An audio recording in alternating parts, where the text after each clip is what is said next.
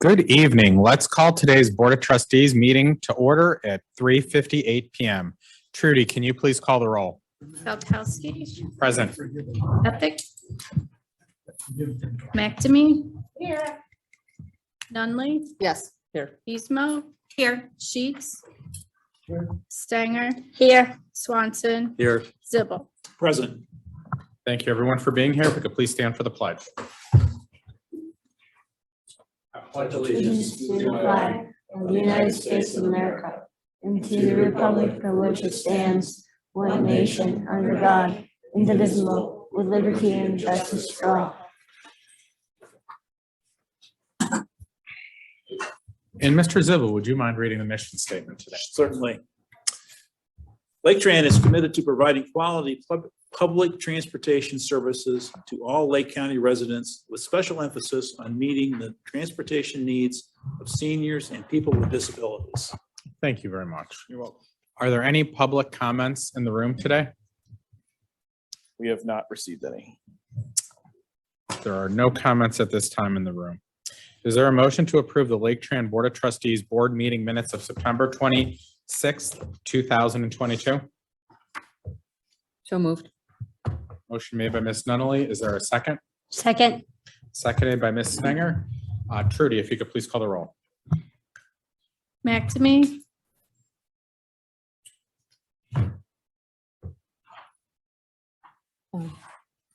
Nunley. Yes. Pismo. Yes. Sheets. Yes. Stanger. Yes. Swanson. Yes. Zibble. Yes. Donna, yes or no? Yes? Yeah. Okay, thank you, everyone. And Ben, I will turn the meeting over to you to do an introduction to Tim Poole with CT Consultants. Sure. So as the board knows, CT Consultants was hired to do the owner's rep services and plan review for the project. While they are in the process of doing that, they actually started work ahead of having the contract finalized just because they wanted to get a jump on things. Tim Poole is from Tech Engineering, which is working with CT on the project. So he is just here to give the board a quick update on where things are. This is not the final report that will be provided in November, but he is here to just kind of give you an update. So Tim, go for it. Thank you very much, Ben. So good afternoon, board. On behalf of CT Consultants and Tech Incorporated, as Ben mentioned, I'm Tim Poole from Tech Incorporated. Just want to give the board a little bit of an update. Tech and CT did go through the drawings prepared by Bowen. We had a variety of just comments and additional information requests. Were no showstoppers on any of it. We had a good meeting with Bowen last week to discuss the findings, and they're in the process of preparing their responses. A lot of them were acknowledged, but again, Tech Incorporated and CT are doing their work to make the project successful and get a good bid package back out on the street. So that's the update. So when you say the findings, what's like a super high level summary of something that you met with Bowen about? A lot of it was just making sure that we understood the way that the construction documents were laid out, just getting reasons why some of the things were designed that they were, and just some real high level comments about different ways that the drawings appeared to look. Okay, thank you very much. you. Any other questions?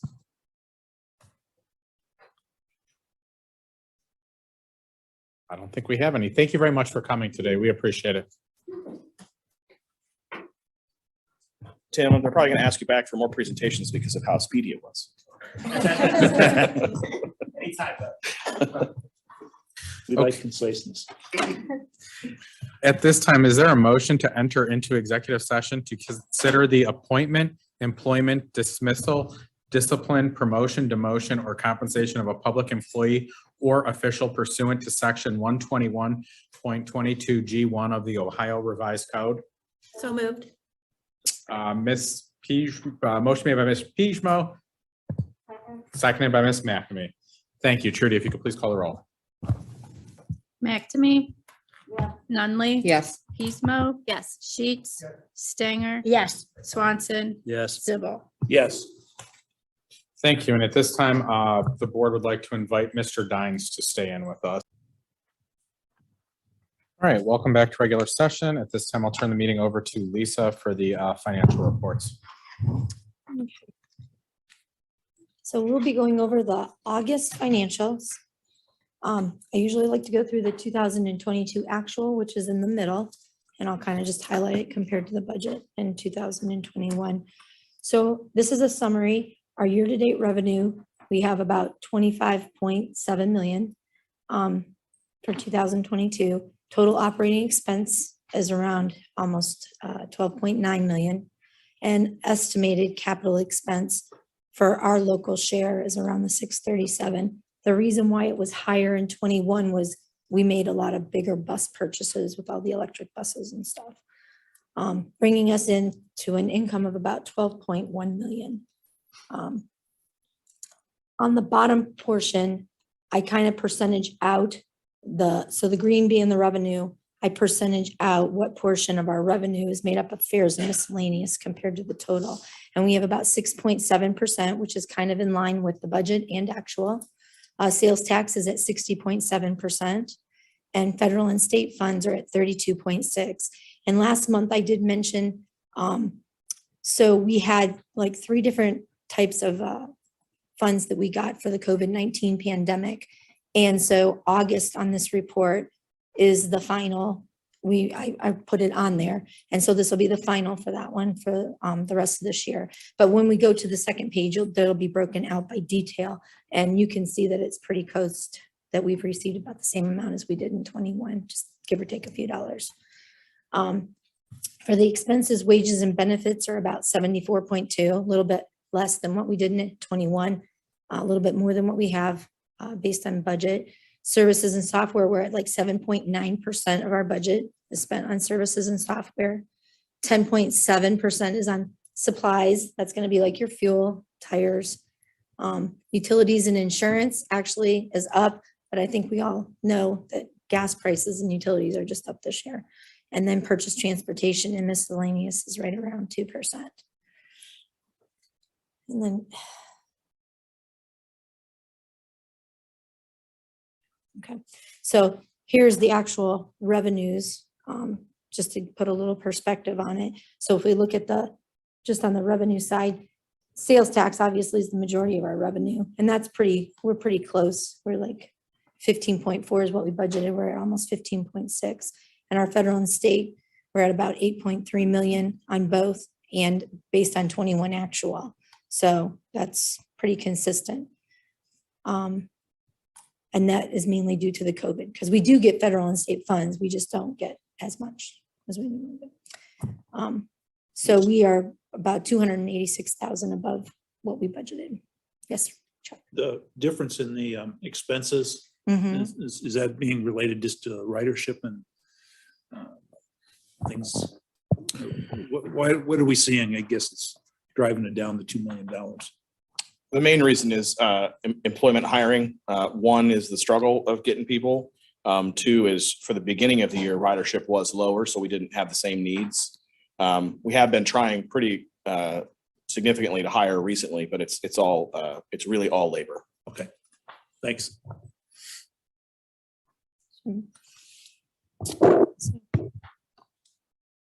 Yeah, you can see that too, because we budgeted about 10.7 million for wages and benefits, and we're only at about 9.5. So. Yeah, but that didn't add up to 2 million. No, it doesn't. I mean, it's a little bit over. We estimate, obviously, when we do the budget, and I will, next month we'll present to you a draft budget, and we detail everything out, what we spend it on, why things are increasing or not increasing in that. So if there's anything in particular that anybody is looking for or whatever, if they could let Ben know or me know or whatever, and I'll make sure that I address that. I try to address the things that I see that are really important or that stand out for us as an organization. But certainly everybody kind of has their interests. So on the expense, we are 2 million less than what we had originally budgeted, but we are doing more than what we did in 21. And the pandemic hit in 2020, and we were still recovering in 21, and even parts at the beginning of 22, things were a little bit slower still. So this will end for our operational. Is there any questions that I can answer for anybody before I move on to the STS?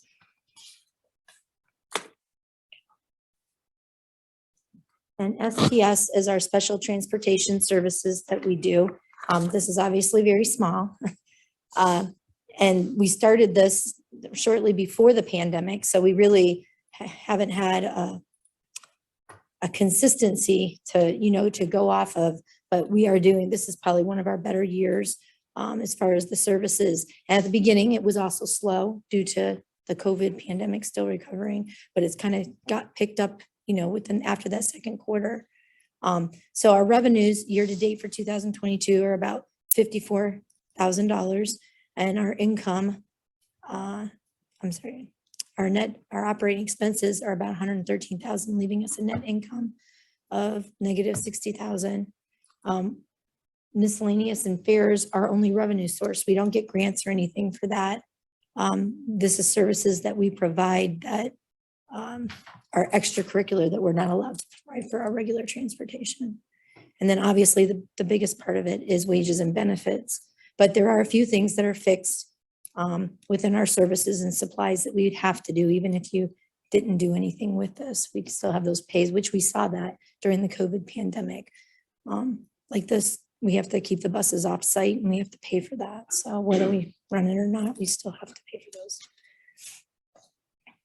And then it kind of just breaks out. Most of it's fares, a little bit's interest revenue for the revenue. And then it kind of breaks out your wages and benefits, services, supplies, insurance, miscellaneous. So, but based on our budget, we are about 80,000 less than what we said we would be on our budget, but we're about $19,000 less on expenses also. Is there any questions on the special Yes. transportation? Yes. Question for Ben, really. When we started this up, we set a timetable for when we would reevaluate it.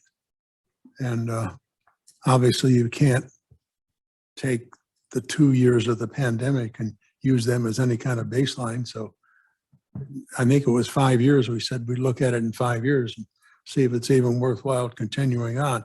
So we're actually 2 years behind, I guess.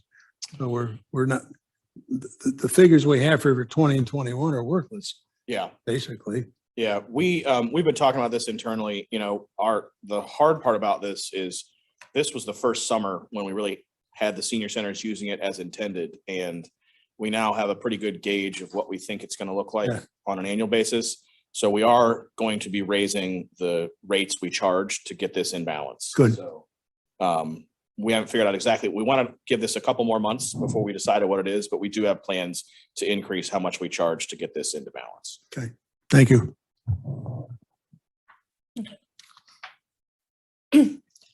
So the next item will be our cash balance. Guys. Oh, I have the chart up. So our cash balance broken out. This also, I do put the page numbers at the top too. So the detail of this information is in your packet and those are the pages that they're on. We have an operating balance that we always maintain at about 7.8 million. It's based on the expenses from the prior year. It's about 5 months worth. And then our capital and our detailed capital list, we have obligations that we've committed to from projects prior to 2022 and 2022 that we would need to pay up for our local share, about the 2.8 million. And other is the cash that we've kind of just been setting aside for whatever purposes the board decides that they want to spend that on. And then the STS expense would be around, or not expense, cash balance around 575,000 for a total cash balance of around 45 million.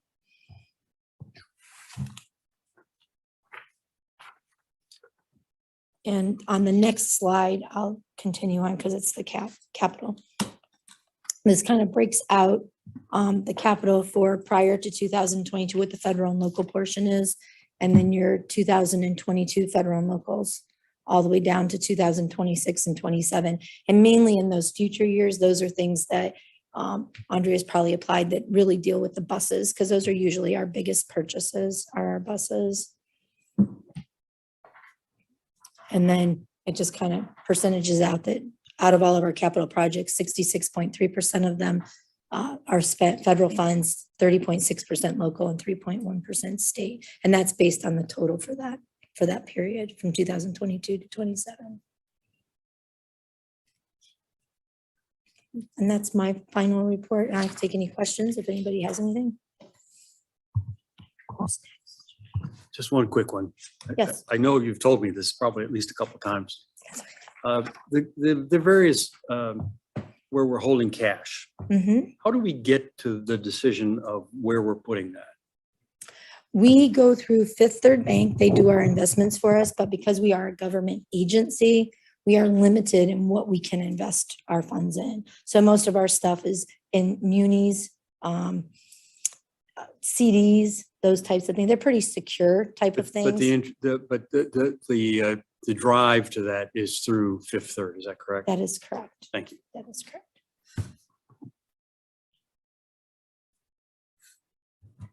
Thank you. Any other questions for Lisa? Seeing none, is there a motion to approve the August 2022 operating and STS financial statements subject to audit and capital plan review? So moved. Second. Motion made by Ms. McNamee, seconded by Ms. Nunley. Trudy, if you could please call the roll. McNamee, Yes. Nunley. Yes. Pismo. Yes. Sheets, Yes. Stanger, Yes. Swanson, Yes. Zibble. Yes. Thank you, everyone. At this time, I'll turn the meeting over to Keith for discussion on Deepwood Industries, Inc.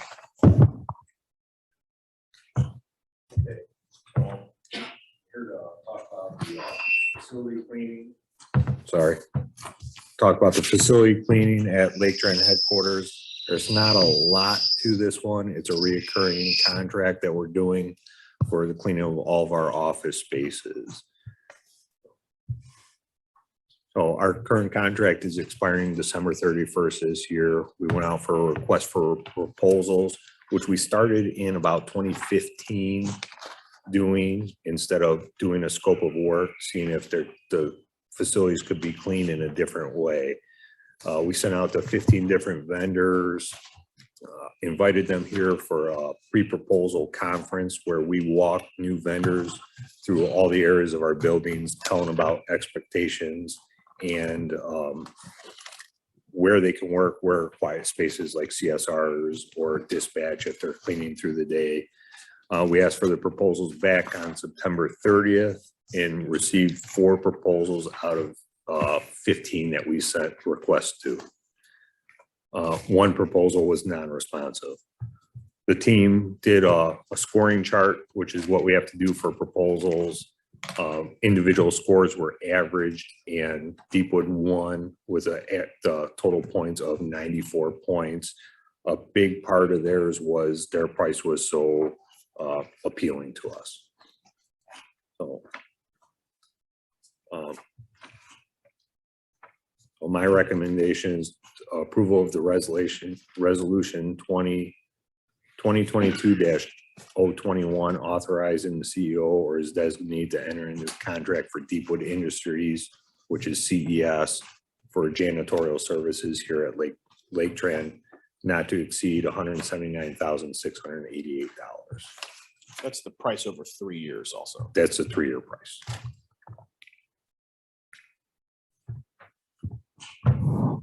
Questions, comments for Keith? What's been our experience working with them? Very positive, negative things? It's been a positive experience for both. We clarified our scope of work a little bit to define more of clean and what a supervisor is. We've gotten good results with them. I don't want to make it sound like they weren't in the past. It's better than what we've experienced. We found other companies that work at night a lot less productive. Let's say that. I'm glad to hear that So- you're having very positive experience. So it's positive and they're gonna improve a little bit. Some of the rules for them have changed on pay grade tables. So they were kind of working on a tight budget. Just out of curiosity, because I don't know, what does it mean to say that a proposal is was non-responsive? So responsive means that the proposer met all the criteria of the procurement. So they submitted all the proper paperwork. Their price proposal was in the format that we required. In this particular case, the proposer that was non-responsive did not get the necessary forms notarized. There's 3 forms that require a notary and they were just not signed. Thank you. And at our pre-proposal conference, we've offered often, not just these procurements, to help Okay, because there are so many forms. So okay, they had the avenue to ask for help if they wanted. got it. Thank you. Any other questions for Keith? Is there a motion to approve resolution 2022-021 authorizing the CEO or his designee to enter into a 3-year agreement with Deepwood Industries, Inc., Community Employment Services for janitorial services at a cost not to exceed $179,688? So moved. Motion made by Mr. Zibble. Is there a second? Second. Seconded by Ms. McNamee. Trudy, if you could please call the roll. McNamee, Yes. Nunley, Yes. Pismo. Yes. Sheets, Yes. Stinger, Yes. Swanson, Yes. Zibble. Yes. Okay, thank you, everyone. Looks like we're going to continue on with Keith. We're just going to talk about the interior of our fleet. Okay, this is basically the same thing. It's gonna be a short one. We asked for proposals to clean the interior of our buses. In the past, we've had challenges with Laketran employees doing it. They couldn't get it done on time and the workload was a little different. So we went out again years ago looking for proposals, an alternate way to get the work done. We sent, again, the request for proposal out to the same 15 vendors. We defined what met our expectations for a clean bus and what clean was. Held a pre-proposal conference on September 15th. 3 vendors attended. We actually took them out and through the buses and showed some of the areas that we wanted to be cleaned or cleaned a little better, and asked for the proposals to be back by September 30th. 2 proposals only were received, and one of those was non-responsive.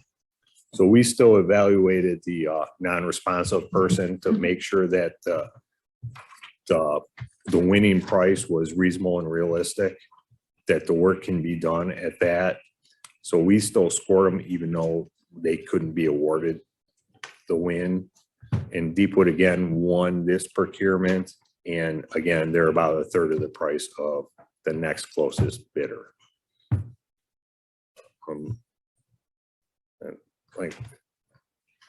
Thank you. So my recommendation is approval of resolution 2022-22, authorizing the CEO or his designee to enter into contract with Deepwood Industries, Inc., or CES, for fleet cleaning services at a cost not to exceed $314,400 for 3 years.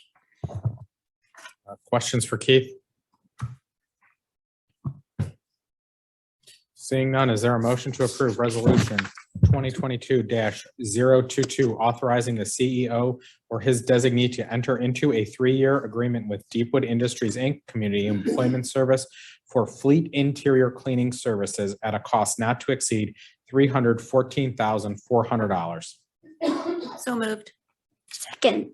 Motion made by Ms. Pismo, seconded by Ms. Stenger. Trudy, if you could please call the roll. McNamee, Yes. Nunley, Yes. Pismo. Yes. Sheets. Yes. Stanger. Yes. Swanson. Yes. Zibble. Yes. Thank you, everyone. At this time, I'll turn the meeting over to Ben for discussion on pay grade tables. All right, so this is, we have that's right, to- yeah. Thank you.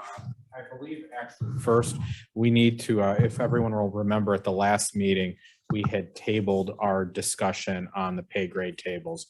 So I believe first, we will need to know if there is a motion to untable the pay grade item.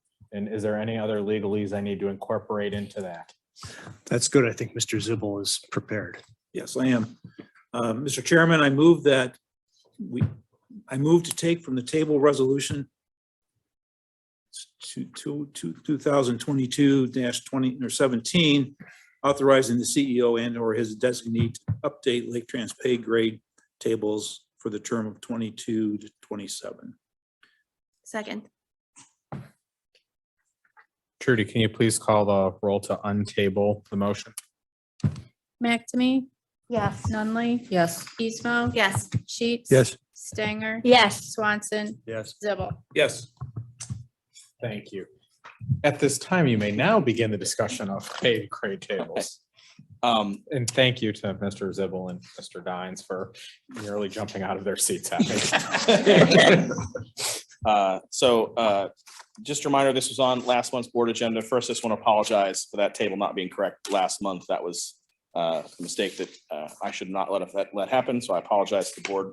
We have to revisit this. This is a motion requesting an update of our pay grade tables. So the way these are one of the components that the board uses to provide the guardrails that we operate in for employees. The board has to provide an org chart or has to approve an org chart with a position on it with a grade identified.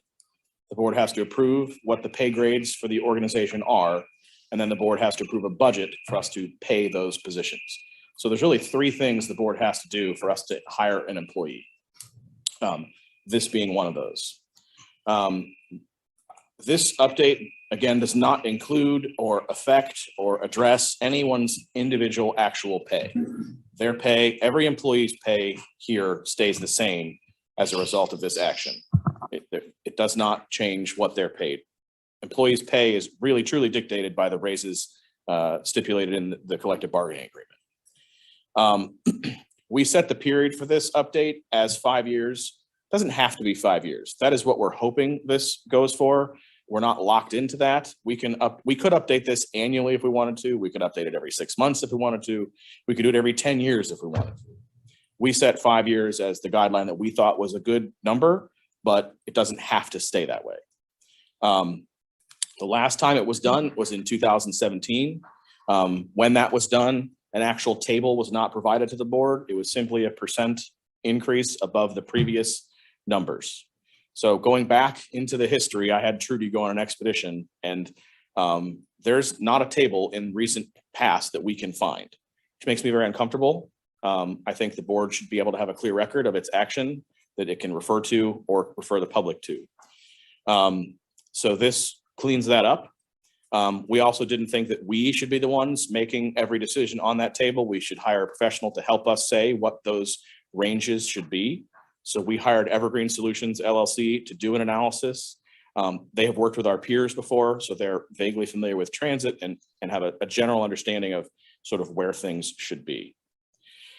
So this is the corrected table. What we're asking the board to approve is really only the 2022 to 2027 section. We don't use all of these pay grades. The consultant suggested it's just best to have a list 1 through 20, so that if you do ever want to use one, you can. Most of our jobs, the vast majority, fit into pay grades 3, 4, and 5. Those are the bus drivers. The mechanics are in pay grade 8. Typically, an assistant director of a department is in pay grade 10. The department heads are in pay grade 13, and I'm in pay grade 17. So these numbers are not, none of these numbers you see on this chart are specifically what someone gets paid. These are the board's guardrails for what those positions can be paid. So in theory, I could hire a pay grade person I could pay someone in pay grade 13 all the way up to the top. Now, we don't do that, because if I did that and then the next year that person was scheduled to get a raise, that wouldn't take place because they'd be at the top of their pay grade. But by moving these, it's important to remember the wage stays the same, no matter what. The table moves around the wage. And so this just keeps us in compliance with the fact that the board has to have an approved wage for us to hire positions. And it is good practice. You know, with a union agreement that stipulates wages in it, we are giving wages every year. So this chart has to be updated over time to stay within that. If we never updated this, and then the board passed a wage that was beyond this, we couldn't actually give it to the employees. So this table has to move. It can't stay set in time unless wages were to stay set in time. So our objective with this item was to put something in the record that the board could refer to with clarity in the past, and that me and my team and everybody was on the same page. So we're all looking at the same sheet, not having to figure out math or kind of figure out what happened in the past. It's a simple document that we all have access to. I know there was some questions about this last month, so I wanted to kind of open up and see if anybody has any questions about this, or if there's anything else you'd like me to just explain about why this sort of exists at our organization. Sure, Donna. I noticed that the range of the pay grade for the next 5 years is broader between the two numbers than it was in 2017. Can you help us understand that? Yes, in the past, the salary minimum was, in our opinion, too close to the max. We wanted the minimum to be a little lower than it is. There was one position, it was before I was in this job, but there was one position we hired where the minimum was what we offered the person, but we felt it was slightly higher than what we wanted to offer. So when we planned this chart out, we didn't want to get our hands tied by the minimums being too high. So the range between the two was extended. So if you compare the min and the max, while the max went up by a certain amount, the min didn't go up at the same rate. So it gave us a broader range to hire people without the actual ranges being higher. History, you're gonna document what you just said, so in future years, we remember what happened here, and why that changed significantly. Sure, I mean, these meetings are on YouTube, so you'll be able to watch you and I have this conversation. As long as you keep the YouTube.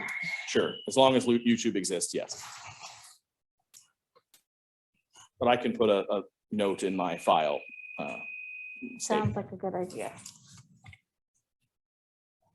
Ben, what does it take for an employee to change grades? Board action. Unless, So each job description is assigned a grade classification? and let me be more specific.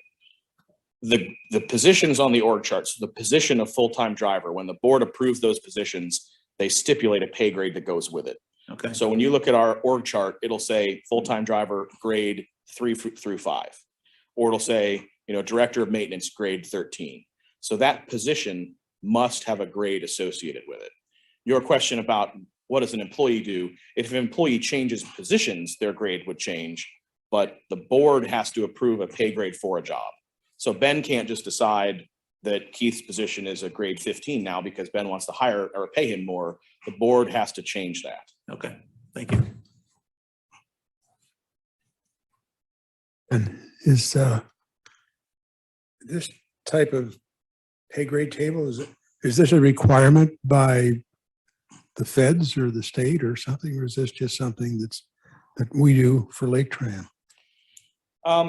To my knowledge, there isn't a requirement in the federal or state laws that require this. I know there isn't in the federal laws. I don't think there is. I'm looking at Brandon. I don't think there is for the state. This is a rule the board imposed on itself in our bylaws as a way to govern the agency. How do the other transit agents do this? They use the same system. Okay, thanks. Lane, just to add on to that, in my business, we had categories similar to this, but it was engineer 1, engineer 2, engineer 3, and we had the same type of ranges set up. So even private business got into doing these type of charts. So I think it's just good management practice to be doing these things. I'm familiar with those. I just wondered if we were Didn't have to do it. held accountable to any agency, that's all.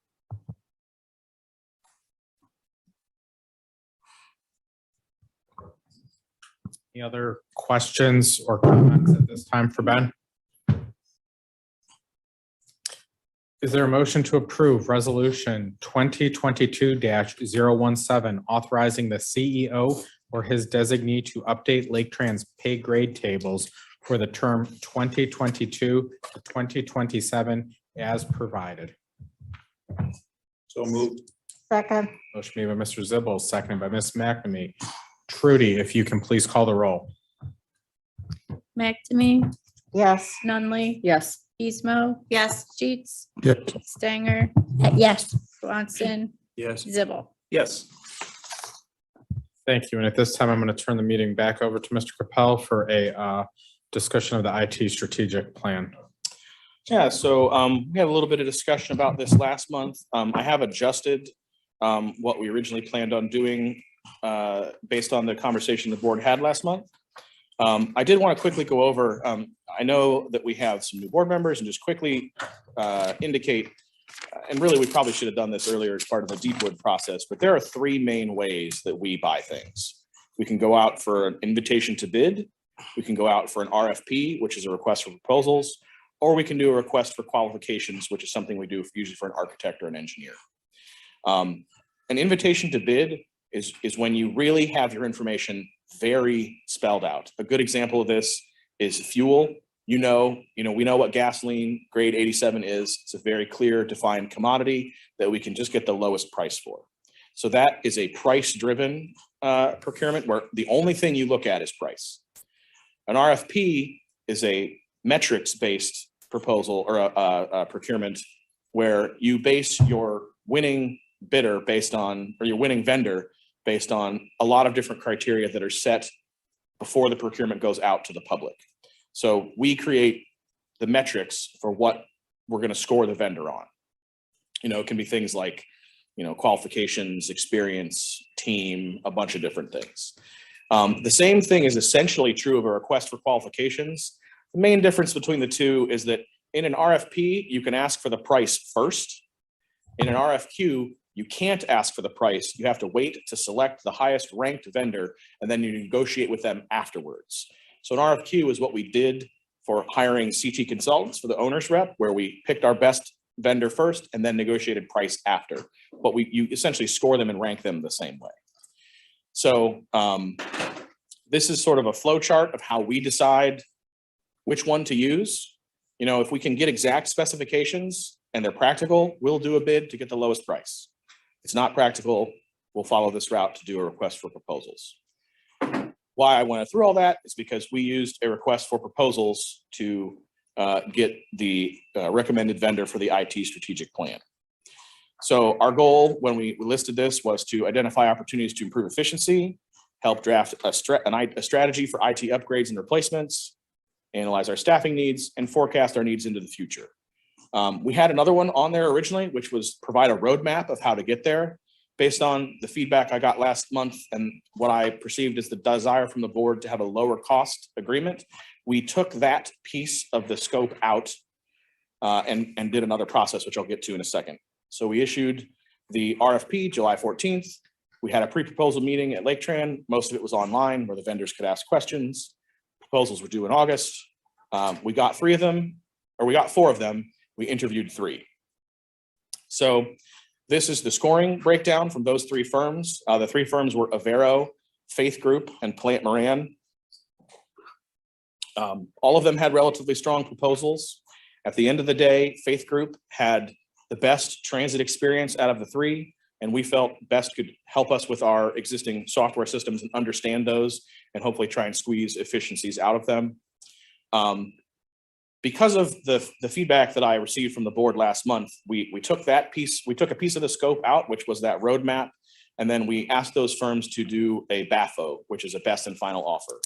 So we use a BAFO when the scope changes in the middle of the procurement. So our objective was to reduce the price. We told the vendors that, and we took out the scope, and we said, we are trying to cut the price of this project down to less than what you had originally proposed. All of these proposers cut their prices by, I think the minimum was like $15,000. Some of them cut their price by more. So we did get results from that. And I think if we go forward with this and then we decide we want a roadmap later, we can always buy that from the vendor later. So we all agreed that it was a good way to kind of cut this down in the beginning. So we spent a good amount of time talking to each consultant. The interviews were a couple hours each. And we really believe Faith Group has the right experience and personnel to deliver a quality IT strategic plan relevant to Laketran. And so our recommendation is to approve a contract with them for a price not to exceed $78,540. Anybody has any questions or anything? Yes.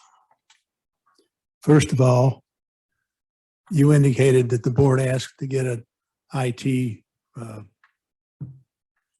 strategic plan done. I don't know anybody on the board that asked for this.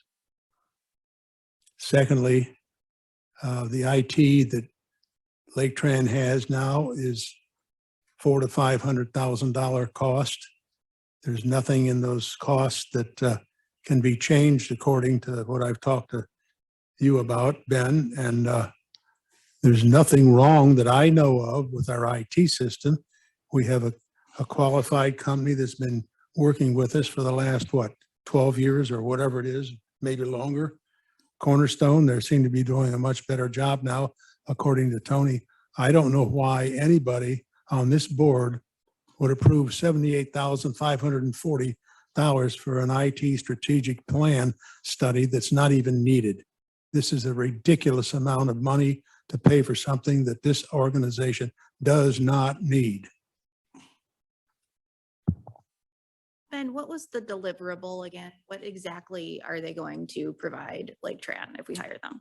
So their main objective is to review essentially how we do IT today, a combination of how we staff it, how we manage it, the software systems we use, and review those in comparison with other folks and sort of provide us guidance as to, are we doing it correctly? Could we improve? Are there areas where we could be more efficient? And generally give us sort of a external audit or review of how we are managing our IT program with some recommendations as to, hey, this area here, you might be wasting money, or this area here, you're weak in, those kind of things, kind of compile that in a final report and give us an IT direction for the next 5 years with some sort of, this is how we think technology is going to change and areas you need to be prepared for and things you should look at, expenses that may be coming or things like that that are going to happen in the future. What led to, I guess the quick summary, what led to this, what led to this becoming a topic, or what made you think it was necessary? Sure. So we are, compared to our peers, sort of, we are understaffed and under-resourced for an agency our size. I brought a motion to the board in February to hire another IT person and cut a finance person to make it pretty much budget neutral. The board at the time said, we're not sure where IT is going. We need more information. Help us out. We really think a plan is appropriate before we consider committing additional staffing resources to it. So we began work on the RFP process and kind of put together a scope of work that we thought was appropriate. I shared that with the board.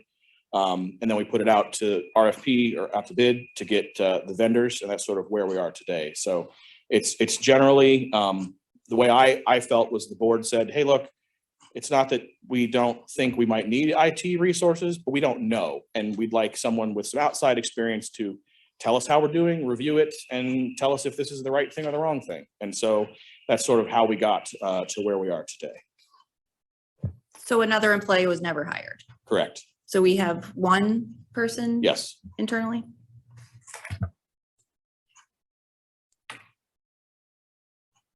And access to a company that can give us more help if we need it, which is the whole idea. Most companies that have the size of the organization we have here have either a single IT person, which many times is just the chief accountant, and then an outside firm that comes in and helps them out with their IT. IT right now in this, in its current state is not as complicated as it used to be. It's a much more mature industry. Things are just work. The hardware doesn't fail. The software, if it does fail, we're paying almost $500,000 a year for software support which is licensing and things like that. So you go to your vendor, who is the one that has to fix whatever's wrong. It doesn't require an IT strategic plan to figure this out. It's pretty simple anymore, and it's easy to do if that's what they make phones for. You call your vendor. I mean, I just don't see, there's nothing that would be accomplished by a strategic plan.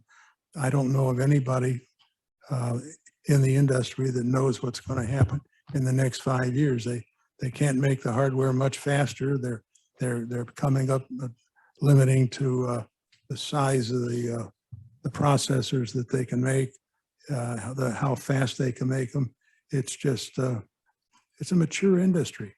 There's nothing that a $78,540 study is going to show you that they're not doing now. They've done a pretty good job, Ben. I've got to say that you've got the thing pretty well on target for what you need to do. I mean, this is a transit facility. It's not a R&D facility where you do need a lot of extra IT stuff. I mean, the people that we buy the software from, it's all old stuff. I mean, it's been out there for years. So I don't know what anybody's going to come in and say, other than see if you can squeeze the vendors a little harder. I can tell you that right now, and that won't cost you anything. And that's only based on 50 years of experience. So, you know, if you can believe me now or don't believe me, I don't really care if it comes to that. Well, with respect, I would disagree, and I would say that every job nowadays is getting to be increasingly data-driven and technology-driven, and I would assume that if the transit industry is no less, and I think the transit industry is probably even more because they keep a lot of information and about customers, and they have a lot of technology needs. So I think that to say I can see that it would be an ongoing issue, or, you know, there may be new opportunities that we could take advantage of that would only increase our ability to do the Ben and his staff's ability to do their job more effectively. Do you know what they are? No, but I think that's the point of having the plan. Well, I'm telling you, there's nothing really new. Okay. Why were you thinking of hiring another IT person? What was the perceived need, and how do you think that person could help the organization, and why haven't you hired the person? Besides, I'm guessing it's just the board didn't want to change the position at the time, but do you think that, I guess, what need did you think we had for another IT person? Sure. So we, I don't recall the exact numbers off the top of my head, but we put together a pie chart kind of showing what Tony's existing time was spent doing. Tony's the director of IT. He was spending, Tony, help me out a little bit. It was around 60% of his time, I think, doing sort of lower level fixes. You know, employees would have problems. He would have to go fix them. What's the term? Help me out here. Yeah, like help desk type of work. Now, Cornerstone is here to help us do that. Unfortunately, a lot of the way Trapeze and some of our technology works is it's on-site work that has to be done. So the employees get Tony, they get him his help. Tony was not, and still does not have enough time to think about IT a little bit more strategically, plan our sort of security a little better, and complete projects that move the agency forward. It's very much, you know, sometimes I call Tony a firefighter because a lot of his time is spent putting out fires versus, you know, moving the department forward. And so, you know, Tony is right and Lane is right about Cornerstone and the quality of work we get from them. It has improved. And I did have a conversation. I went to lunch with Ray Paganini and talked about, you know, I said, hey, you know, this is where we're at. What do you think would be the best thing for us to do going forward? Should I pay you more to do more work for Laketran to help us out more? And he looked at me, at yours truly, and said, you would be foolish to pay me more money. You should hire an employee because you'll be able to do it cheaper than I'll be able to provide you one. And so that was what I originally brought to the board to do, which was to hire an employee. And it really is a person to do lower level help support type of things. and allow Tony to focus more on the bigger picture things in the department. A lot of the stuff that Tony also has to do is not typical IT work. It's on a bus. And so Tony always tells me, you know, we don't have one server room, we have 150, because every bus has multiple computers on it and a bunch of hardware that has to be supported that requires a person on site. And now we could get that from Cornerstone and not hire an employee ourselves. We could also hire an employee ourselves. There's merits to both. After talking to Ray and some internal discussion, we thought the most cost-effective way to do that was to hire an employee internally. And so then we brought that to the board, and the board said, we think that there should be some planning ahead before we do that. So that's kind of how we got there. So we are underwater, if you will, trying to keep up with our IT needs. Wasn't the employee that was brought though, kind of the thought, didn't that person to do the help desk style work, wasn't that salary number brought to us at like 70 something thousand? It was like a really high number. I feel like from that point we were like, well, time out. That's a really like high number for someone doing that kind of work. So I kind of feel like there was maybe like a disconnect of confusion of where we said, hey, that's a lot of money for kind of someone right out of college type of thing. Are there any other dollars and cents that we could understand for a help person that, you know, because you put 70 something $1,000 for a entry level person to come into the field, and then add their benefits and all that other stuff, you're looking at over now $100 something thousand for college grad. We did raise the salary a little bit from entry level to try and get a person that would stick around longer. We could go back and adjust that number if we wanted to. I don't know.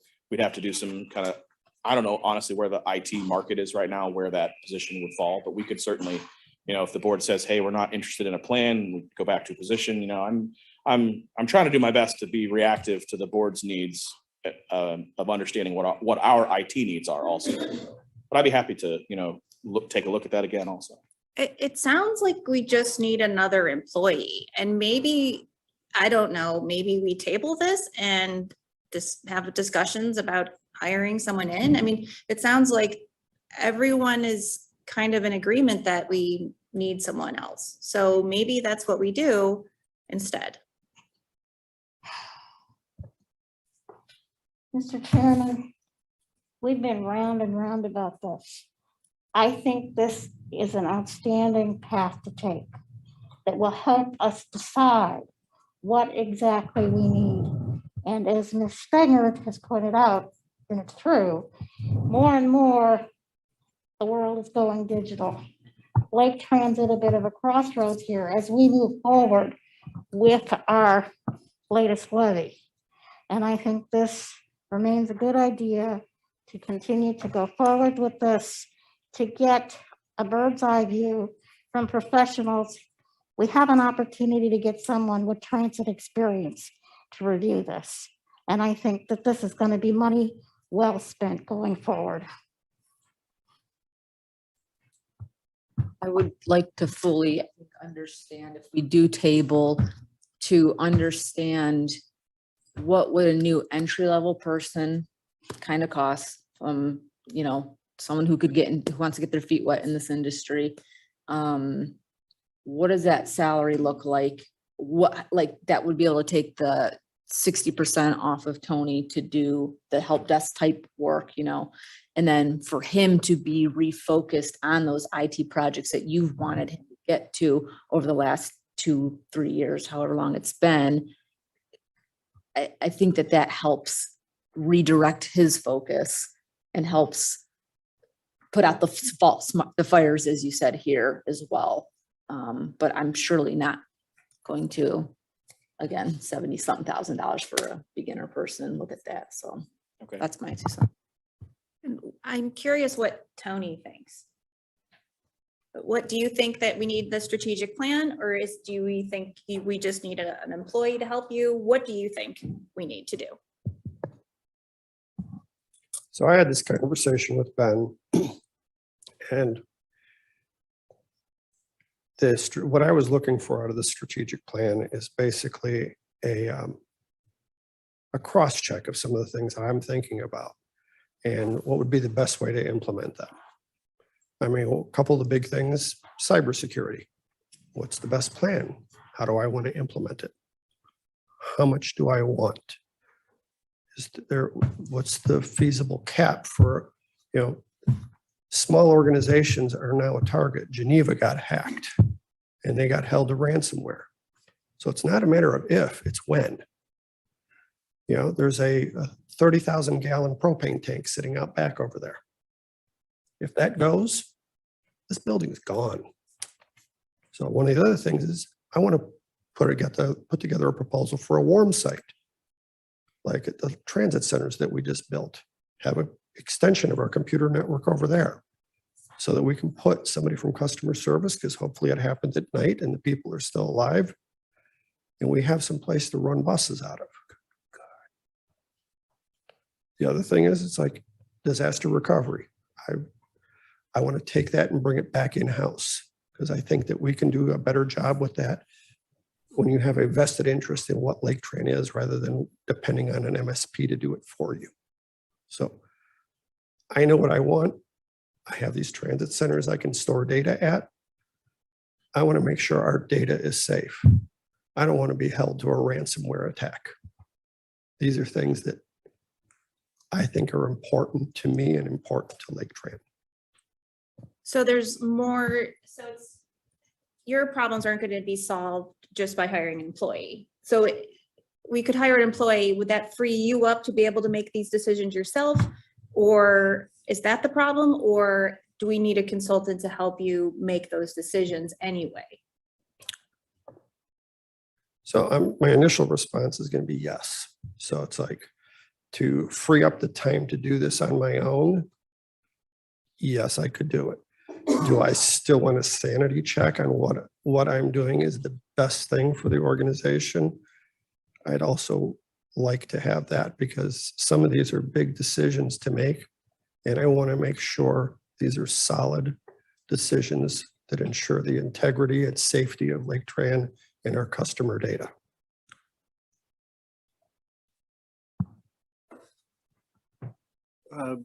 So we've talked off and on about an overall strategic plan. I'm a little disjointed in terms of where we're at on that, but where would that interface with this? Or would it interface with this? I don't think there'd be much crossover between the two. The strategic plan will be a much more high level, very board focused, board intensive thing to talk about. What are the agency's goals? Where are we going in the future? What do we want Laketran to be for the next 8 years? This is going to be more technical of where do we want to be for 5 years, but it's going to be on things that most of us don't live our lives in, about, how to secure the data properly and some of those nitty gritty details. So I don't think there's, and Tony, correct me if I'm wrong, but I don't think there's going to be a lot of kind of parallel track between the two, other than, they're both strategic plans. It's very necessary that we have one solely focused on IT for the reasons Tony just stated. We carry a lot of vulnerable passengers. If our dial-a-ride systems were attacked, there would be people who could not get anywhere. We can't allow this to happen.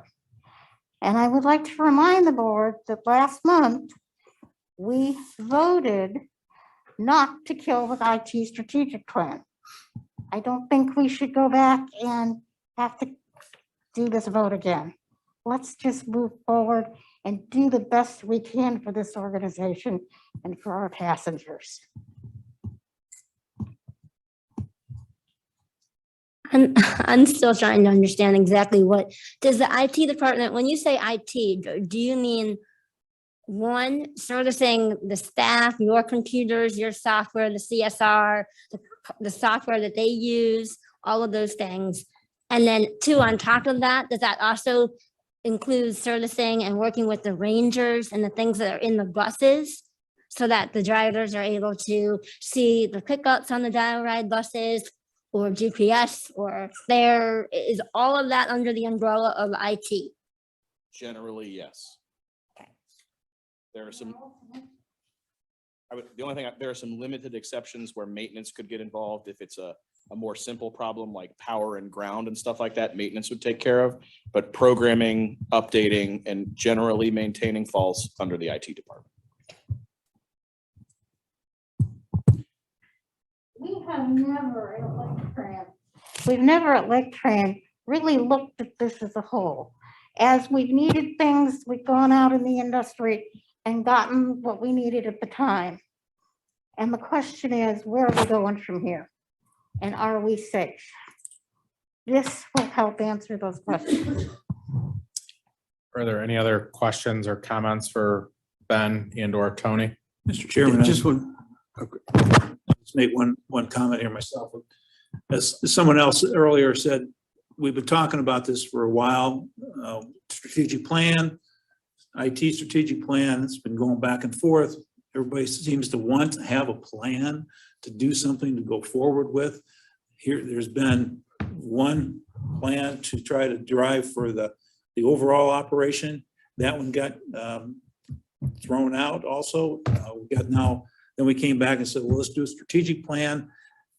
Again, if we throw these strategic plans out, where are we going to be at? We're going to be here back next month saying, well, what's the plan? Where are we supposed to go? I think it's very difficult for Ben to try to help guide us in some of the ways that this operation is supposed to be going if we keep saying no to a lot of these strategic planning type things. So I would encourage us to continue on and get this resolved and go forward with the strategic plan, and then also continue the conversation about the hiring of additional people we might need for this. I think there's some evidence there that the IT department is overloaded and needs some additional personnel to help out and get all these things done. I mean, we got 243 employees, and a lot of them are going to have a computer issue that says it's frozen. How do I get it unfrozen? I mean, those are the things that I think Tony deals with a lot on the day-to-day basis. Mr. Swanson. yeah. Just one point of clarification. I think there's been some hyperbole about how unsafe our system is. I had lunch with Ray Paganini also. I've known Ray for 25 years. He is not concerned about the safety of our existing system. We don't have a crisis facing us in terms of safety right now. Doesn't mean that we shouldn't be thinking about the future at all. That's not what I'm saying. I don't think that that is a primary concern in this discussion.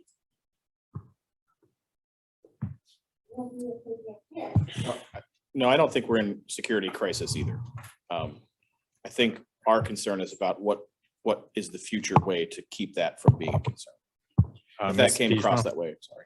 Yeah, it just, at first, it sounded like the issue was just manpower, that Tony needed more time and if that could easily be solved. And when we needed the strategic plan to determine whether to hire someone to do help desk type tasks.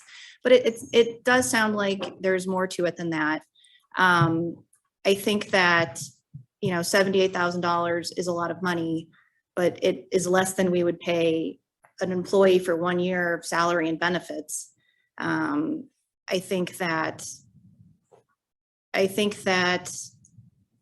based on what Tony says, and I respect his opinion, he's been here a while and knows what Laketran needs. I trust that. So I think there's more to it than just hiring an employee. So I think it sounds like it's something that we should do. Any other comments, questions for Ben or Tony? I'm tired of talking about it, so I don't have any more comments. It sounds like you people know more about this than I ever will, so I guess we'll just ignore the fact. I've offered my help to Ben. He's turned it down. There are things that you're talking about right now that could be simply resolved. I've only done this for 100 companies in the last 50 years. So if you don't want to listen to what I'm trying to help you with, then so be it. You don't need extra employees to do things that you could have some of your users do. That's always been a situation where within a company, you have people that are strategically prepared to help people in the help desk area. And for example, your mechanics could probably do a lot of the work on the buses if there's something to be done. But is there something to be done? I haven't heard anything was broken. Nobody's complaining about the buses not working. Nobody's complaining about their computers aren't working. I don't quite understand what all the rigmarole is about this. I need help, I need help, I need help. Well, do something. I mean, my heavens, you can contact your vendors. I've asked Ben about, you could hire the one we pay multiples of hundreds of thousands of dollars a year to come in and on a periodic basis, which they've done, but make it more periodic and have them tell you what the future is for the things they're working on. You don't need another company to come along and say, and do the same thing you can do yourself. It just doesn't make any sense to spend this kind of money on something that is not that difficult to do, in my opinion, and based on my experience. I'm trying to help you people. You don't want my help. I'm sorry.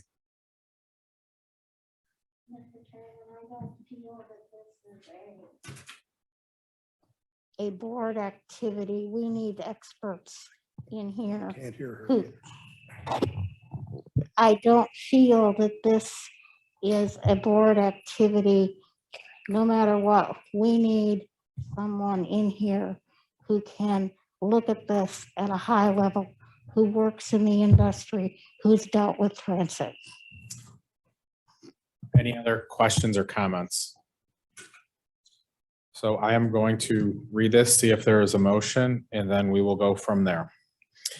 At this time, is there a motion to approve resolution 2022-023, authorizing the CEO or his designee to enter into and execute a contract with Faith Group for development of an information technology strategic plan at a cost not to exceed $78,540? So moved. Motion made by Ms. McNamee. Is there a second? Second. Seconded by Mr. Zibble. Trudy, if you can please call the roll. McNamee, Yes. Nunley, No. Keesmo, yes. Sheets, No. Stanger, Yes. Swanson, No. Zibble, Yes. Okay, the motion did pass for the IT strategic plan. At this time, I'm going to turn the meeting over to Ben for the 6-month look ahead. All right, so our 6-month look ahead for this month, I feel like a sports announcer. In November, we will have a presentation of the 2023 annual budget. We will have the request for gas and fuel, I'm sorry, gas and diesel. This is an annual request. I will remind everybody, this is the one that we request approval in advance of having the price. The price is only available to us in a specific 24-hour window. I think it's December 9th this year or something around there. It's December 7th. December 7th, I'm sorry. And that is the date that the consortium of fuel vendors require us to respond. We've done this for a number of years. It's always worked very well for us.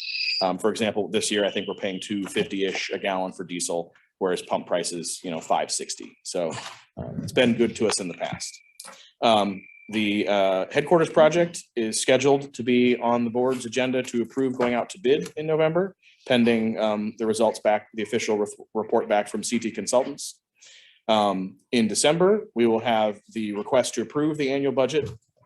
I know Lisa mentioned this, but I know this is a lot of folks' first time through the budget. We'll meet with you one-on-one if you'd like. We'll go over it in detail. We'll really explain it to you if you have any questions. If there's anything in specific that you're looking for in the budget, just let us know. We'll do our best to get that to you. We will have finally the request for the replacement garage floor sweeper / cleaner. The procurement is in process. So we've had at least one vendor reach out to us. So hopefully December, I won't have to talk about this one anymore, which will make me very happy. We will have a uniform contract. So our current uniform vendor has requested a 45% increase. We declined that. As a result, we've put the contract out to bid. We are currently evaluating individual uniform pieces. With the supply chain issues, some of the things we normally procure have changed, which is part of the reason the price went up. So we may see some slight changes in the uniform to keep that cost down. And this is really only for the drivers. We've been talking a lot internally about safety And if we want to include any high vis components to the uniform, not that you're going to see the drivers wearing giant fluorescent orange vests, but you know, our folks are out there in the dark, especially in the wintertime. So I think it's important that we maybe put a little bit of high vis into that uniform to make them more obvious when they're out, especially in a more rural area, you know, loading a customer at their house. So there may be a slight change in what a driver looks like. I don't think it'll be major. We'll have an approval of the annual meeting calendar, which is pretty routine. In January, we'll have the Title VI plan. This is required by the FTA. We have to update this every 3 years. This plan is essentially a plan that ensures Laketran delivers its services in an equitable fashion across the board. In January, assuming that the board moves forward with the HQ project in November, we expect to have a contract on the board's agenda for approval for the selected construction company. In the previous month, I had indicated we would have an item on the agenda this month for the replacement of a maintenance lift.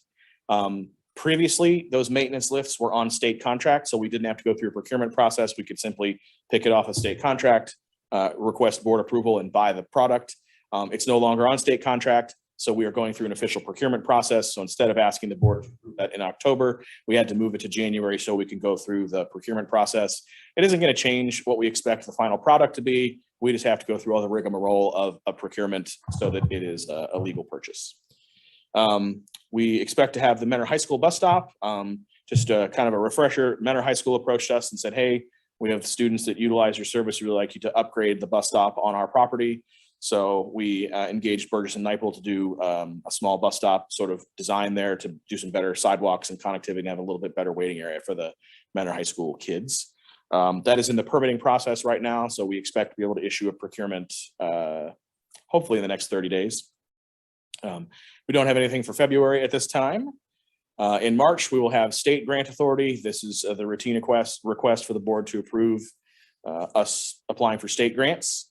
And then in April, we have another routine request, which is every year we are required to approve a public transit agency safety plan, or PTASP.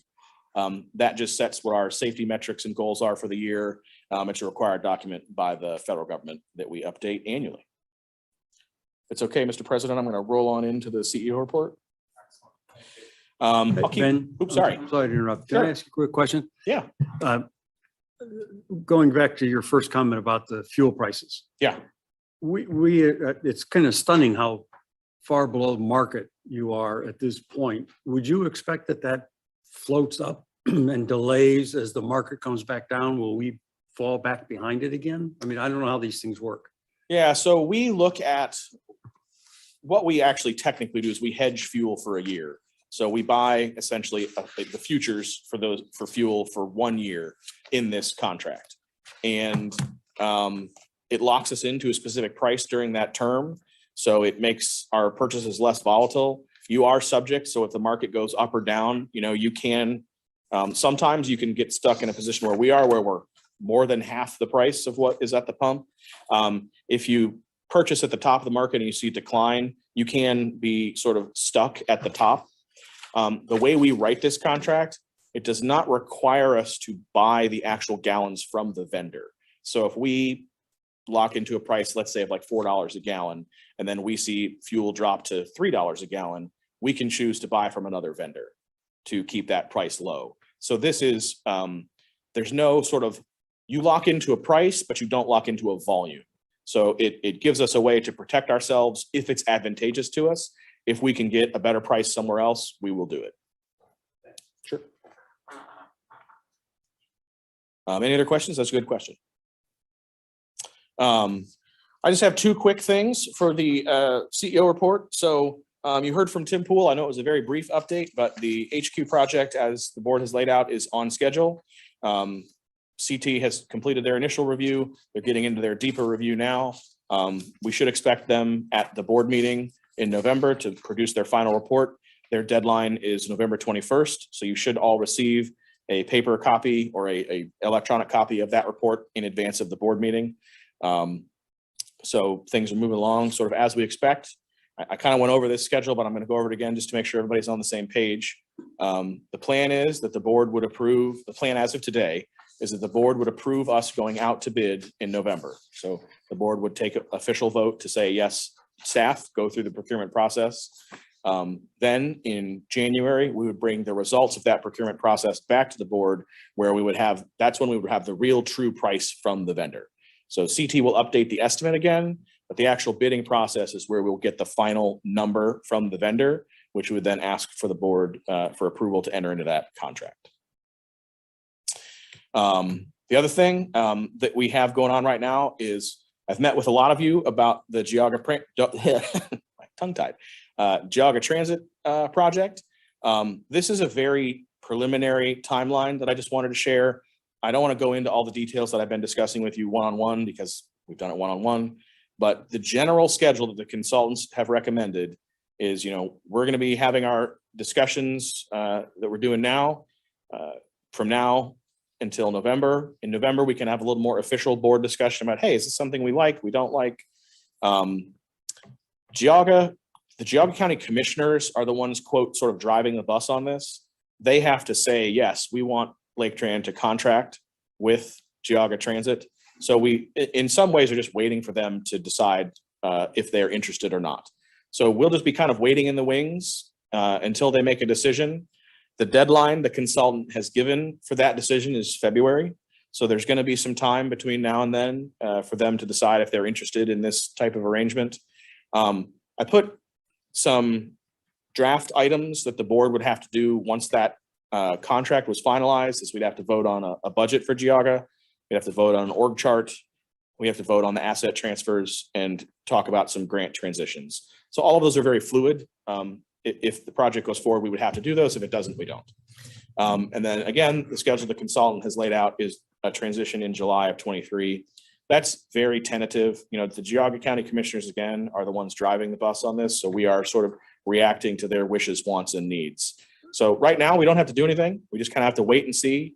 I want to finish my discussions with everybody individually, and then I think it'll be appropriate for us in this room to talk about it and say, like, hey, look, we think this is a good idea, or hey, we don't think this is a good idea. Our hands aren't tied right now. There's no pressure on us at the moment to do anything. I just want to make sure everybody feels like they have the information they need to sort of help inform their decision. So on your chart here, it's very easy to follow. Is there something before all of this, like a vote that the board wants to move forward with this? Because the only votes I see on here are budget, organizational chart, and it seems like there would need to be, yes, we're interested. Yeah, I think what would happen is if the Geauga County Commissioners signal they're interested, we would then also vote on a contract together. And so I don't have that in here. The deadline for the contract would really be that sort of timeline, but it could happen a little earlier. But yes, I guess is the right answer, is there would be a time when the board would have to vote to enter into an agreement with Geauga. That's a lot of words, I think, for a simple question. I'm sorry. Okay.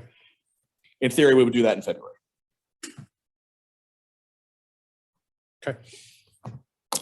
Anybody have any questions on that process so far? Lastly is the grant chart. There has been no new major activity since the last meeting. Grant season will start up again. Andrea, when are we going to start up grant season usually again? Probably in the spring. Okay. So I may leave this as is for another month or two, but there really hasn't been any major action. So I may start taking things off of here unless the board has any questions about the stuff on. That is it for my report. Unless anybody has any questions. Okay, next item on the agenda is committee reports. I just have a real quick comment, and that is that there was some question about the contingency. If for whatever reason we decided not to go forward with the building project, how would we be on the hook to CT and have a report that Brandon has made sure that that is not the case, that we would pay for any work they did up to that point in time, and then we have the option of ceasing work or changing the scope. So we have great flexibility there. If I may add real quick, just briefly for the board, I know last month board members had requested a little more information before we execute that agreement with CT. We just got the agreement back from CT this morning, sent to Andrea. There was one comment on there they needed to wrap up. I think it's important to note there's no payment up front. If we suspend the project, we're only paying them for the services provided up until that time. We can terminate it for any reason that the board or anybody at Laketran prefers. If you're not satisfied with CT or otherwise, or the project changes, you've got that right. Payments are made on a monthly basis. I think that was something the board was also concerned about. And then finally, the scope of it can be changed at any time, obviously, too, within the agreement. So if there's some reason that the board, CT, Ben, or anybody says, hey, look, these scope of services need to be changed, we can do that in a mutually agreeable term. So happy to answer any questions about that if anybody has them. I know there was multiple concerns expressed in the meeting and then to me individually outside the meeting, so I'm happy to answer anything I can. Thank you. Any questions for Brandon or Gary? Okay, thank you. Is there any old business in the room? Is there any new business? I do have an item. At this time, is there a motion to approve a 3% compensation increase for the Laketran General Manager effective August 1st, 2022? So moved. Motion made by Ms. Pishmo. Is there a second? Second. Seconded by Ms. McNamee. Trudy, can you please call the roll? McNamee, Yes. Nunley. Yes. Pismo, Yes. Sheets, Stanger, Yes. Swanson, Yes. Zibble. Yes. Thank you, everyone. Any other new business in the room? Thank you. At this time, is there a motion to adjourn today's Board of Trustees meeting? So moved. Second. Motion made by Ms. Pishmo, seconded by Ms. McNamee. Trudy, if you could please call the roll one last time. McNamee, Yes. Nunley. Yes. Pismo. Yes. Sheets, Stanger, Yes. Swanson, Zibble. Yes. Thank you very much, everyone.